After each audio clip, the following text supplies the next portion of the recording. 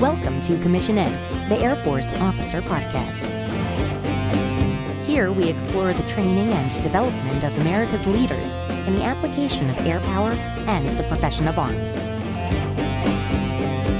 The views expressed are those of the hosts and do not reflect the official policy or position of the United States Air Force, Department of Defense, or the U.S. government. The mention of companies by name is solely for the purpose of discussion and should not be implied as endorsement. Welcome back to another episode of Commission Ed, the Air Force Officer Podcast. I'm Colin Slade, and happy Thanksgiving. This is a special episode that I am excited to share with you all because you get to hear from my wife, Amy. We sat down the other night and had a conversation reminiscing about our time in the Air Force, her experiences specifically of being a military spouse, and what it's been like for her as she has been part of my career, but also what her growth and her development has been like, and how she's handled the times that I've been gone, especially some of these times that I've been gone around Thanksgiving. She shares some really great insights here that I'm excited to share with you all, and hope that you can use some of the information that's here as you sit around the Thanksgiving dinner table with hopefully some of your loved ones and get to talking about the Air Force or your family relationships or the things that matter most to you or bring you value. And with that, let's turn it over to Amy Slade. Yes, you do have a very nice backside. Well, thank you. I'm going to lead the opening of the show with that, by the way. Or is it that you didn't want to be facing me because you didn't want to look at my mustache? It's the mustache. Your backside is better looking than your mustache. Well, that I can understand. I'm not exactly a fan of my mustache, but after all, it is November. It is. I just look forward to December every year, but especially this one. All right. Well, Amy Slade, welcome to the show. Hello. How are you? Good. Yeah? Just getting ready for Thanksgiving and Christmas because the year 2020 deserves an extra long Christmas. Yeah. We already have all of our Christmas decorations up. All of them. All 6 trees. Yeah. Yes to that. We have 6 Christmas trees in our house. But what's okay about that is how much have we spent on those Christmas trees? Probably at most, what did we, $70 maybe? Yes, something like that. And no, these are not miniature trees where you spend $12 or something to get the tree. No, these are full-size trees, most of which we have inherited for free from friends and family. And why is it that we collect these Christmas trees? I just have the dream of a Christmas tree in every room, and it's coming true. Well, some of these rooms in our house have multiple Christmas trees, so... Yes, we do have a forest in our family room, because I thought, again, with the year of 2020, we deserved extra joy. Yeah. 2020 has been pretty rough. I agree. And if you have 6 Christmas trees, why not build a forest if you have the room? Do we have the room? That's what I'm still trying to figure out. We made the room. Yes. Well, I don't complain too much about the Christmas trees. I think they are great. And I get to see the joy that they bring you, and so that brings me joy. Well, Amy, I want to welcome you to the podcast. Reed and I have been at this for just over a year now, and you've been able to witness it from the sidelines, but this is your first appearance, and wanted to take the opportunity around this holiday time to reflect a little bit more on what your experience has been as you've watched my career and participated in my career as an Air Force officer over the last 10 years. Wanted to share a little bit of your experience, if you wouldn't mind, with the audience so that they can they hear from me all the time, right? But I don't wear this uniform by myself. It is something that you participate fully in, and wanted to give the audience your perspective on what it's like being in the Air Force and using this holiday time period, Thanksgiving coming up very soon, and Christmas shortly thereafter, to talk a little bit about some of the joys and the struggles that have come with being a spouse to an Air Force officer. But before we get into all of that, let's have you introduce yourself a little bit to the audience. Who are you? Where are you from? What has been your connection to the Air Force? If you had one before meeting me, or your perspective on how we got into the Air Force? What do you remember about Air Force ROTC? All of those kinds of things. Yeah, she laughs. So over to you, Amy, to introduce yourself a little bit more. Okay. Hello, my name is Amy Slade. I am married to the Colin Slade. Yes. Of the Commission Ed podcast. So I grew up in Draper, Utah. I didn't really have any connections to the Air Force before really meeting you. The only real connections I had to anything remotely related was my uncle, who worked State Department for, actually, I think he just barely officially retired. And he's lived all over the world. He's been to like 130 countries, and he and his wife were living in Egypt when I was like 9, and that's why we were able to go to Cairo. And I just remember that specifically being the first introduction of, oh, look at this cool thing that people get to do when they work for the government kind of idea. Yeah.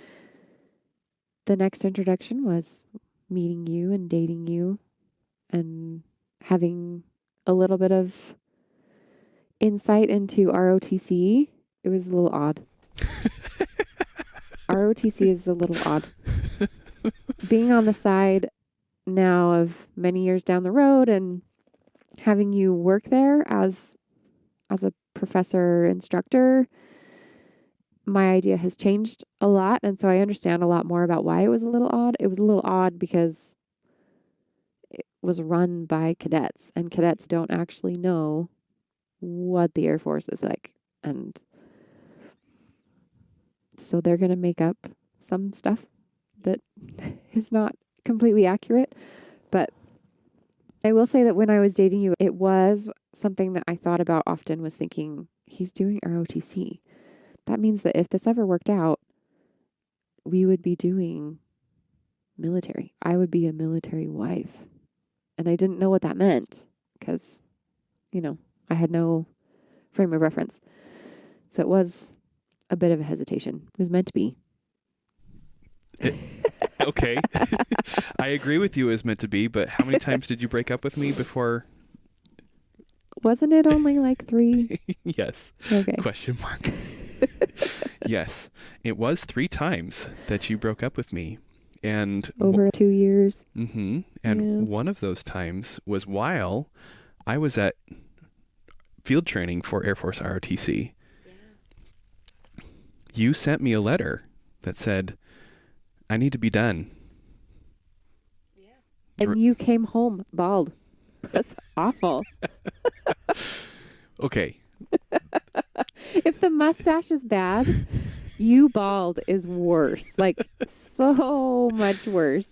Okay, let's clarify that for the audience. I did not shave my head while at Air Force ROTC field training, though I very well could have done that. No, I came home and it was, I don't know, a dare or something among my roommates or whatever that we were going to shave our heads bald. And yes, the next time you saw me after breaking up with me, I was bald. And it was completely shaven, shaving cream, bicked, completely Jean-Luc Picard bald. It was not attractive. Jean-Luc Picard can pull it off. Mr. Clean can pull it off. Like, you cannot. So I'm glad you have a mustache. with a full head of hair. Yes. So our dating experience was rough at best, but we managed to figure it out. And ROTC was a big part of that. You got to see me while we were dating, and then after we got married, we were still in college, so still in ROTC at that point, and you got to see all the things that I was involved in. You got to go to dining out, get all dressed up, and see the antics of the grog and the different things that people had to do on their way up to the grog. You also got to see my frustrations with ROTC, especially the times where I personally was not making good decisions with what I was doing in ROTC and how that turned into some repercussions, some consequences for my poor decisions. You also got to see me excel in some ways. Bottom line is you got to see me grow from who I was when you met me. And that was during my sophomore year, right? And then over the course of those years, dating and then being married, you got to see me grow into and receive my commission as an Air Force officer. Yeah. I have to say that being in the Air Force is so much better than what ROTC was. ROTC was what it's supposed to be, a learning experience. But the years that we've spent in the Air Force have been much more fun, I guess. Much more understandable and not confusing. Maybe it was because we had the ROTC experience that we felt that the Air Force was so much better. Yeah. ROTC help us set our expectations low. No, but there are a lot of things that I feel like we've been very blessed to be a part of the Air Force. The places that we have gotten to live, being in Virginia, we've made some friends and that have remained with us since then. And the Air Force is pretty small. I think that's probably a saying you've already said, but the Air Force is pretty small. You're going to run into people multiple times throughout your career. And so the friends that we've made both in the Air Force and out of the Air Force have been a great blessing. And I think that's one of the things that I've been reflecting about our time in the Air Force and thinking about the friendships and the community building that happens. And I think that's one of the strengths of military life in general is that they do have a support system almost built into it because of the nature of being in the military and being an officer is that you're going to move. And so everywhere you go, there's like a spouses and sweethearts community to support those partners that are part of the Air Force, but not officially wearing a uniform. And I think that was the thing that can truly help anyone. All of the stresses that come from being in the military is having a support system. And we had that in the friends that we've made. We had a really good group of friends, all of you lieutenants and their wives and partners. And I still talk often with friends that we met through the military. Yeah. So not only have you come to appreciate the Air Force much more, with experience comes that knowledge and understanding and appreciation for what the Air Force is, far more than what you had with ROTC. Yes.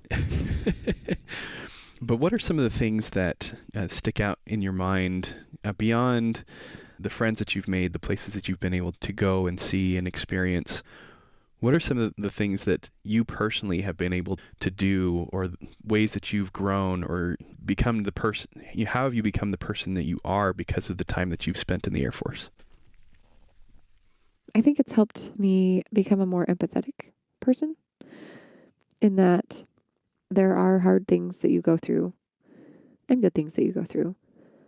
But there's such a wide variety of experiences that, especially we have had, that I feel like in talking with anyone inside and outside of the Air Force, I can empathize and recognize that the experiences that we went through are not singular, that other people are going through the same things. And so in that way I can empathize and perhaps provide support for other people who are going through things. Like, just for example, like I have friends who maybe their husbands or partners go on trips for anywhere from 6 days to 2 weeks or something like that. And they always are like, oh, I shouldn't be complaining to you because you've done the whole deployment thing. And I'm like, guess what? Whether it is 6 days or 6 weeks or 6 months, it is still so hard. And you still go through all of the same phases of stress before they leave. And then your partner leaves and you have to figure out your new normal while they're gone. And you go through the phase of whether time moves slowly or fast. And there's like the middle period where you're just wanting to die because it's so hard doing what you're doing alone. And then they come back and you get angry because they throw your whole schedule off that you had just worked however long to develop. And all of a sudden they're back and you're angry and you feel guilty because you're angry because you want them to be home, but you're angry because they're throwing off this whole groove. You threw off my groove. And I regularly throw off your groove. I'm really quite good at that, actually. But I think that happens whether you're gone, whether someone is gone for, whether a partner is gone for 6 days or 6 months, it's the same, essentially. The time obviously is different, but all of the emotional and like intellectual, physiological experience of having a partner gone and trying to figure out a status quo to live through is the same. But with you being gone, that first deployment, I was just remembering that there were actually a lot of things that I did while you were gone. I did a lot of things. We packed up our home and I came back to spend time with family in Utah. And then I went on tour. I totally forgot. I went on a dance tour and we went to Florida and the Dominican Republic and Haiti. And then after that, like I was project manager for all of the renovations that my mom and dad were doing on their house. And then I spent 3 months with my parents in England. So they were serving a mission for the Church of Jesus Christ of Latter-day Saints in England, just outside of London. And I got to go live with them and travel around England for a few months. That's where I was for that Thanksgiving. You were gone from June to December-ish. Mm-hmm.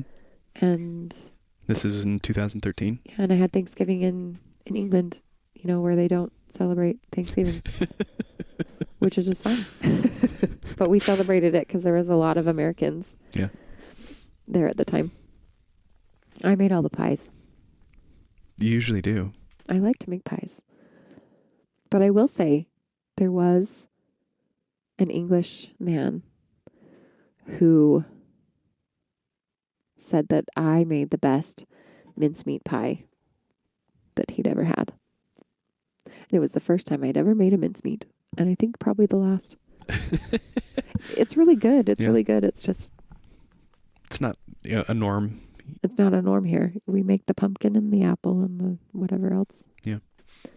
So this is all to say that when I was gone, you took full advantage of being untethered.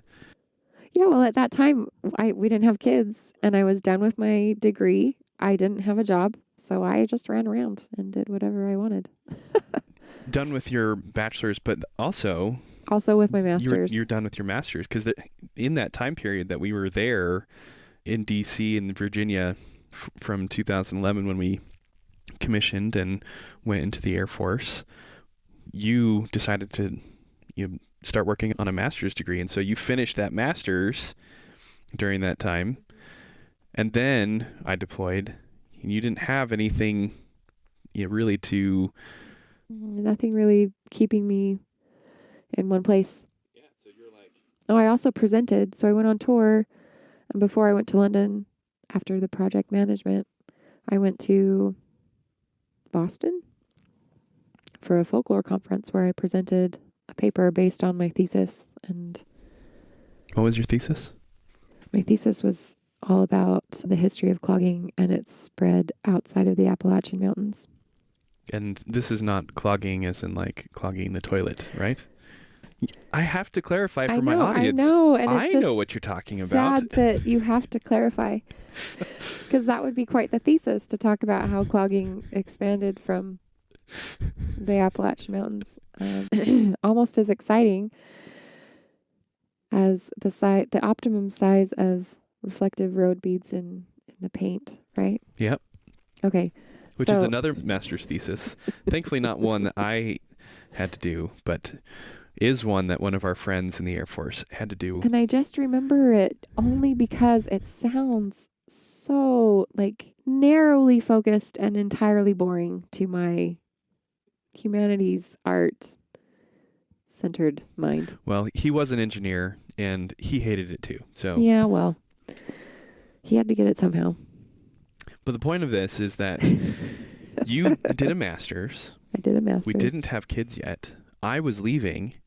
And so you said, okay, I'm going to take advantage of this time to focus on you and go do some really fun things. I did. Spend all the money that I made during that deployment. I didn't spend all that money. Just a little bit. I was living with family. I didn't pay rent. It was just plane tickets.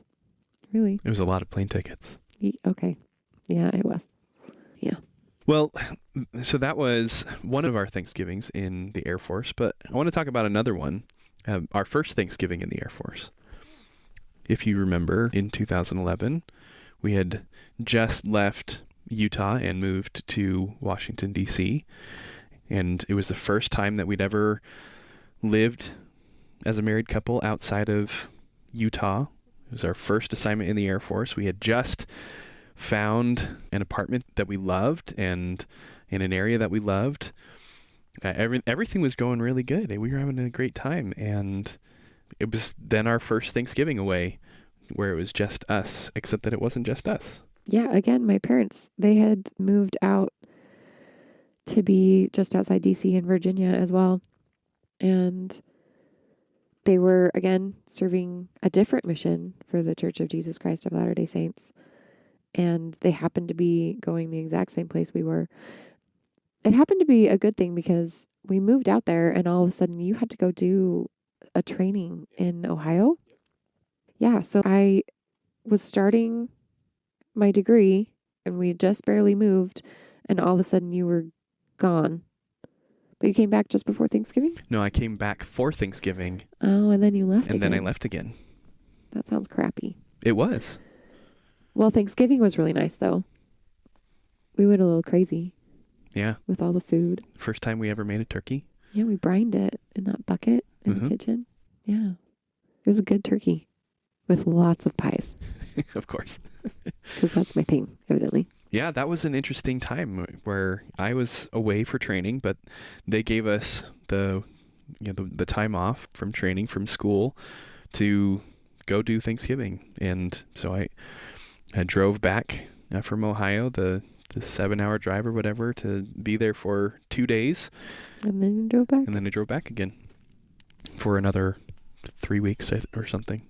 Country seems a lot smaller when, 1, you don't have kids to drive with, and 2, you have to drive long ways to see family. 7 hours sounds like torture with children, but alone it sounds like a dream. You know how many books we could listen to? Yeah, and you're saying that now because how many kids do we have? We have 3 boys, and they are amazingly awesome and wonderful and drive me crazy. Yeah, today was pretty rough. Yes. You're just thinking, yeah, it was a normal day. Yeah, it was a normal day. So I have spent a lot of time away over the course of our time in the military. If you add it all up, over almost 10 years now, 9.5 years since I commissioned, over the course of that time, I've probably spent almost 2 years of that away. Yeah. How do you handle that? Obviously, one way is to one way is to just go and just run away, gallivant, run away, gallivant around the world, spend all the money. But obviously, can't always do that. We have kids now, and sometimes I still leave, and will have to leave again. Like right now, we're anticipating that I'm going to be gone for another 6 months, sometime here in the near future. What's your process? How do you gear up for the time apart? How do you handle the time that I'm gone? Well, it consists of lots of anxiety leading up to it, lots of cookies made while you're gone, and lots of excitement that you're coming back, coupled with the anger when you do come back. Okay, so no, not really. You can say that you get angry at me. No, you got nothing to hide here. No, but it is a process that I go through every time you're gone. Whether it's a week or 6 weeks or 6 months, especially with kids. Yeah. I don't know that I particularly handle any of the absences very well. It helped that the first time that I wasn't tied down to any particular place and could just do all the things that I wanted to do almost on a whim. The second time you deployed was right after our first son was born, and he was 5 months old when you left. And we knew at that point that when you got back, we were going to be getting out of active duty. So at least that time, I took the baby and came and spent the time with my family so that I could have that support, which was really helpful at the time. So I think that's what possibly is the thing that has helped me, is being by family the most. And I know that's not possible for everyone, but I've been really grateful that every time you have been gone, I have been able to be by sisters, by my parents, by your sisters, and I've been able to have them as a support. Yeah, I think what you're bringing up is a really important thing. We've already talked about how I'm not the only one who's in the Air Force. You are. That it affects you every bit as much as it affects me, but it also affects our extended family. Yeah. That every time I go, and even times when I'm not gone, there are ways that the Air Force will have an impact on your parents, on your sisters, on their spouses and kids. This is a full family affair. And I think we're aware of that. If we're not, we need to be. And, it's almost Thanksgiving, so it's a great time for us to reflect on things that we're grateful for. But I am incredibly grateful for your family, for your parents, for the amazing people that they are, for their support, their patriotism, their willingness to help out with you and our boys. And anytime that I'm gone, they are right there to lend a hand and support. The same with your sisters and their families. They've always been very supportive of me and you and our family and what we're trying to do with the Air Force. And I think the same is true for my family as well, that, if the situation called for it, they would definitely step up and help. But we haven't had to rely on them the same that we have for your family. Yeah. There are a lot of things that, because of our experience in the Air Force, I find that I'm very thankful for. The support of family. And I'm thankful for the times that we do get to spend with our families. I'm incredibly grateful for the time that we have been able to live away from family. I think that helps us recognize the blessing it is to be near family and that support. other things I'm grateful for. The healthcare has been literally life-saving and finance saving, because 2 of our 3 boys have needed to be in the NICU right after being born. And so it's saved us in that way. It's also helped us a lot with diabetes, with being able to manage the cost of keeping a child alive with type 1 diabetes. That is an immense load that we don't have to carry because of our time in the Air Force. TRICARE. It's a big blessing. It is. So what are some things that, other than healthcare, other than the great experiences, the people you met, what are some other highlights from your time in the Air Force that you want to share with the audience? It has been a really great last 3 years of you working as the ROTC instructor, because you loved that job so much. And so it was really great. I think especially because we had the contrast of the academic advisor job that you were really struggling with. And all of a sudden you start this other job of being back active duty temporarily, teaching at ROTC, and you loved it. I just felt like not only you loving your job, it probably made work a whole lot more fun and enjoyable and desirable, and probably brought you more value. But I feel like it affected our home and our family life as well, that we could feel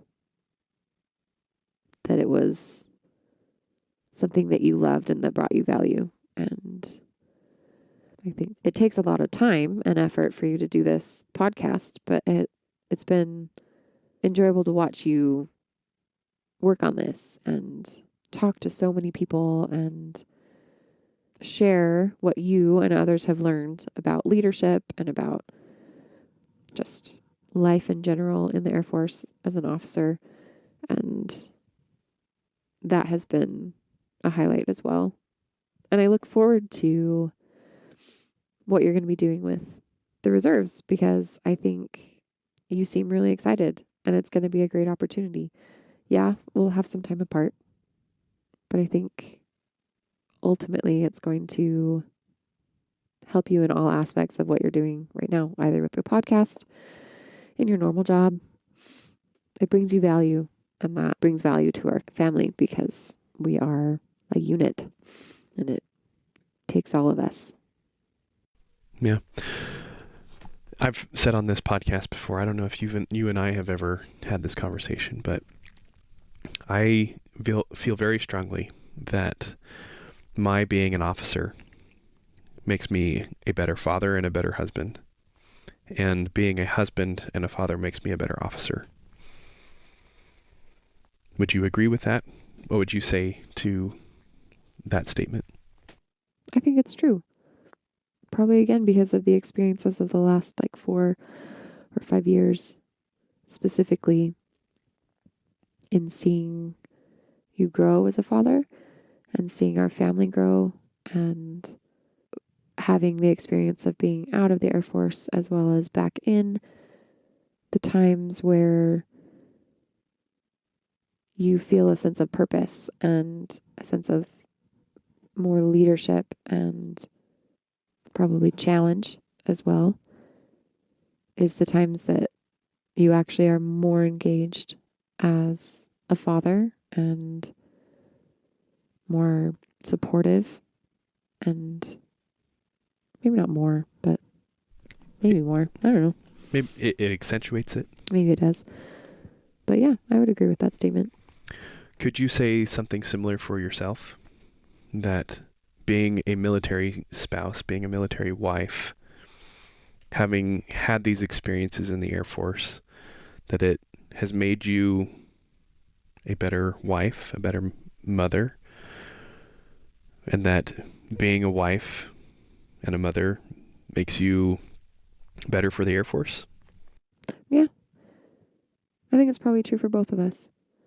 Just because the experiences that are inherently a part of being in the military, you have to learn the leadership, you have to learn the empathy, you have to learn how to deal with a variety of experiences and a variety of people.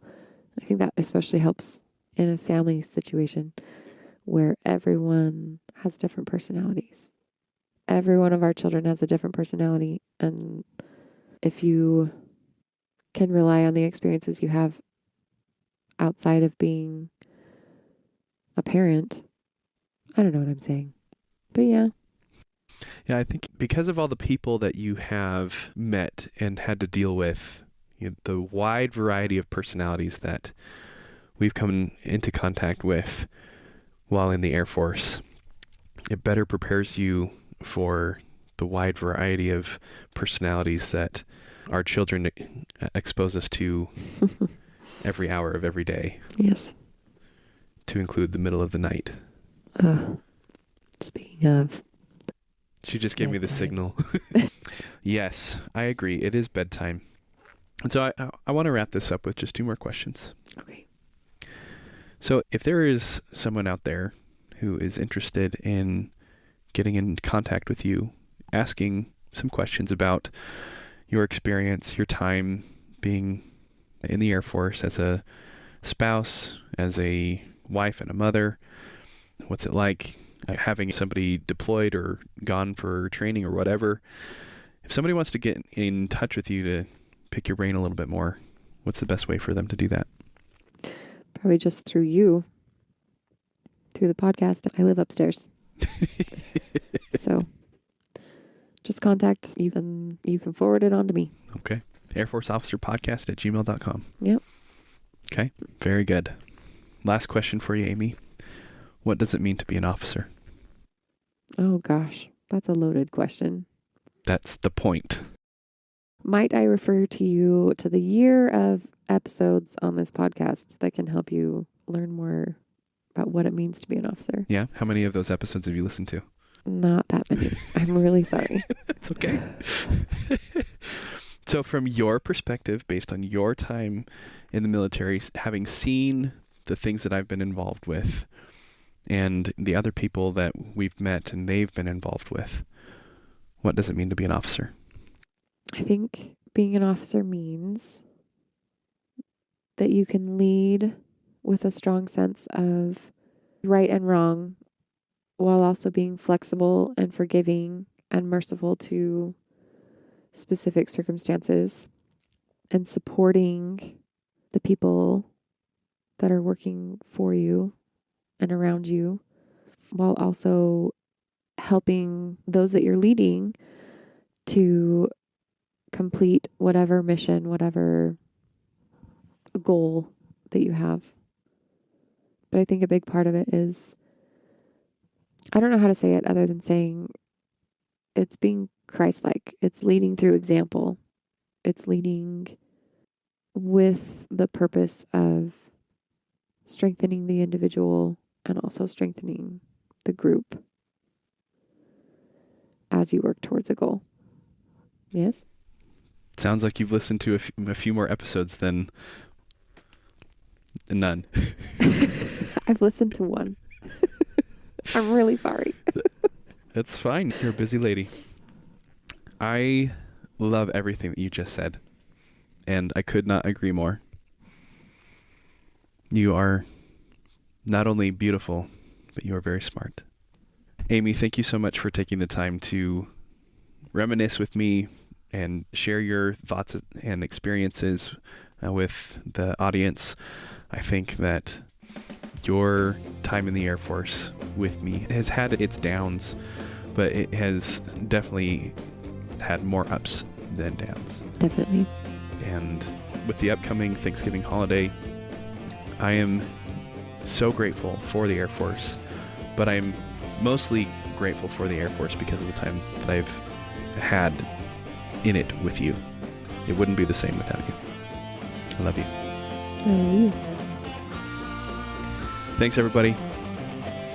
Thanks for listening to this week's episode of Commission Ed.